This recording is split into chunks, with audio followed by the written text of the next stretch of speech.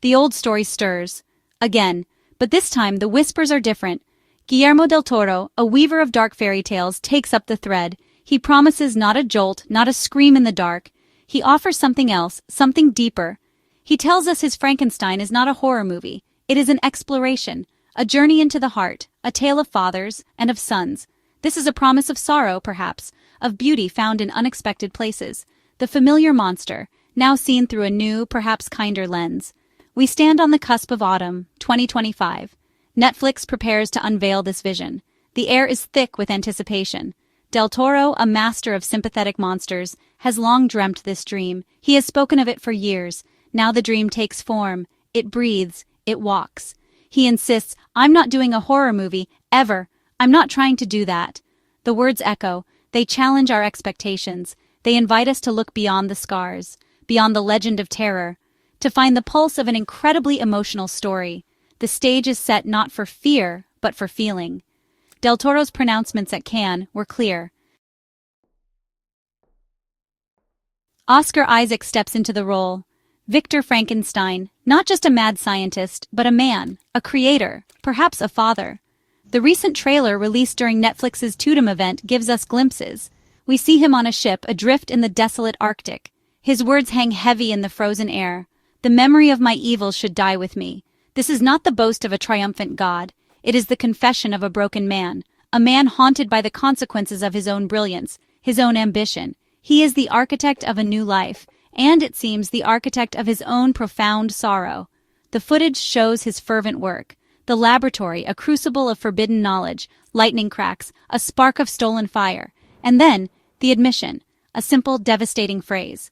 When confronted with the existence of his creation, he says, "I did." There is no hiding, no deflection, only the stark acknowledgement of his act. An act that will unravel his world, an act that binds him inextricably to the being he brought forth. This Victor is already wrestling with demons, not just the physical manifestation of his work, but the internal ones. And then, there is the creature, embodied by Jacob Elordi. He is the other half of this tragic equation, the son, the abandoned, the misunderstood. While the trailer may focus on Victor's anguish, Del Toro's known empathy for his monsters assures us that the creature's perspective will be central. He is not merely a collection of parts, a scientific marvel gone wrong. He is a being with nascent consciousness, a being with a desperate need for connection, a shadow, yearning for a sliver of light in a world that recoils from him. Del Toro's films often find the humanity in the monstrous. The creature in his hands will likely be a figure of immense pathos, a being thrust into existence without consent, feared, reviled, yet perhaps capable of great feeling. The father-son dynamic, so crucial to Del Toro's vision, implies a deep emotional well within the creature, a longing for acceptance, for understanding, for the love of his creator, his father. This is not the brute of so many adaptations. This is a soul in torment. Victor Frankenstein's lament echoes through the trailer. "In seeking life, I created death." These words are a chilling summary of his tragic arc. They speak of ambition soured, of dreams turned to nightmares. He reached for the stars, for the power of a deity. He sought to unravel the ultimate mystery, to breathe life into the inanimate. But in his relentless pursuit, he overlooked something vital. The sanctity of life, perhaps, or the profound responsibilities that come with wielding such power. The consequences of his creation are not just physical, but deeply moral and spiritual. The line is a stark admission of failure, not just a scientific failure, but a human one. He did not anticipate the outcome. Or if he did, he dismissed it in his feverish quest. The death he speaks of may be literal, the destruction and sorrow that follow in his creation's wake, but it is also metaphorical, the death of his innocence, the death of his peace, the death of his own soul eroded by guilt and fear. Section 5, Gods and Monsters. A tangled thread. Only monsters play God. This is the tagline. Stark, accusatory. It hangs in the air, a judgment. But who are the monsters here? Is it the creature with his unnatural form, or is it Victor, who dared to usurp the role of creator? The line is deliberately ambiguous. It forces us to look deeper, to question the nature of monstrosity itself. Del Toro has always been fascinated by this blurred line. by the idea that those society labels as monsters often possess more humanity than their normal counterparts. The philosophical dilemma is clear. The desire to create, to innovate, to push boundaries is a powerful human drive. But when does that drive become dangerous? When does ambition curdle into hubris? Victor Frankenstein crossed a line. He stepped into a domain not meant for mortals. He sought the power of a god. And in doing so, the tagline suggests, he became something monstrous himself, not in appearance perhaps, but in action, in his reckless disregard for the natural order, in his abandonment of his own creation. The responsibility inherent in creation is a heavy burden. If one chooses to play God, one must also accept the infinite responsibilities of a benevolent deity: love, guidance, patience. Section 6, Shelley's Ghost, A Dialogue Across Time.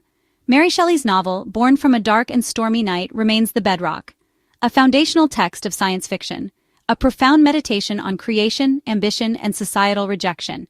Guillermo del Toro is not erasing Shelley's work. He is entering into a dialogue with it. He is taking her timeless themes and viewing them through his own unique lens, a lens that often focuses on the emotional lives of those deemed other. The core anxieties of Shelley's story, the fear of unchecked science, the pain of isolation, will undoubtedly resonate in this new adaptation. Shelley's Victor Frankenstein was a complex character, driven by ambition, yes, but also tormented by his creation. Her creature, articulate and sensitive, was a victim of prejudice. He became monstrous in his actions only after being repeatedly denied love and acceptance. Section 7. The Beauty in the Broken del Toro's Compassionate Gaze. Guillermo del Toro has a rare gift. He sees the beauty in the broken, the humanity in the monstrous. His filmography is a testament to this empathetic vision, from the pale man in Pan's Labyrinth to the amphibian man in The Shape of Water. These are not simply villains or frights. They are complex beings, often misunderstood, often victims of a cruel and uncomprehending world. Frankenstein's monster is perhaps the ultimate archetype for del Toro's compassionate gaze, a being assembled from death yet yearning for life and love. This empathetic approach is not accidental. Del Toro has spoken of its origins. He once shared how a scene in The 7-Year Itch deeply affected him. Marilyn Monroe's character expresses sympathy for the creature from the Black Lagoon. This resonated with del Toro. It planted a seed, the idea that monsters are not just objects of fear, they are subjects of feeling. They are worthy of our understanding. This perspective is central to his interpretation of Frankenstein's creation. In del Toro's hands, the creature will not be a mere cipher for terror. He will be a mirror, reflecting our own fears, our own prejudices. Section 8. Melodies of a Wounded Heart. The Score's Embrace. Music is the unseen character in any film. It shapes our emotions. It guides our understanding. For Guillermo del Toro's Frankenstein, the composer is Alexandre Desplat. This is a significant choice. Desplat is a frequent collaborator with del Toro. Their partnership has yielded Oscar-winning results, notably for The Shape of Water and the animated Pinocchio. These scores were not about jump scares or oppressive dread. They were about lyricism, about emotion, about the delicate inner lives of their characters. Desplat himself has confirmed this direction. He stated that the music for Frankenstein will be lyrical and emotional. He emphasized, aligning perfectly with del Toro's vision, "I'm not trying to write horrific music. This is crucial. It underscores the film's intention. This is not a creature feature designed to make you scream. It is a drama designed to make you feel. The score will aim for the heart, not the adrenaline glands." Section 9. A New Dawn for an Old Tale, The Emotional Odyssey. As autumn approaches, anticipation builds. Guillermo del Toro's Frankenstein is more than just another adaptation. It is a promise of a new emotional journey into a familiar landscape. By stripping away the primary focus on horror, del Toro and his team are inviting us to experience this timeless story in a different light, a light that illuminates the dark corners of the human heart, the complexities of creation, the devastating weight of consequence, the profound need for empathy. The casting of Oscar Isaac and Jacob Elordi, the glimpses from the trailer, the director's own passionate words, all point towards a film that will prioritize character and emotion. Victor's anguished confession, "In seeking life, I created death," and the potent tagline, "Only monsters play God," set the stage for a deeply philosophical and moving exploration. This is not about the spectacle of the monster. It is about the soul of the man who made him, and the soul of the being brought into a world that fears him. Del Toro's unique empathy for his creatures, his understanding of the other, ensures that this Frankenstein will resonate with contemporary audiences.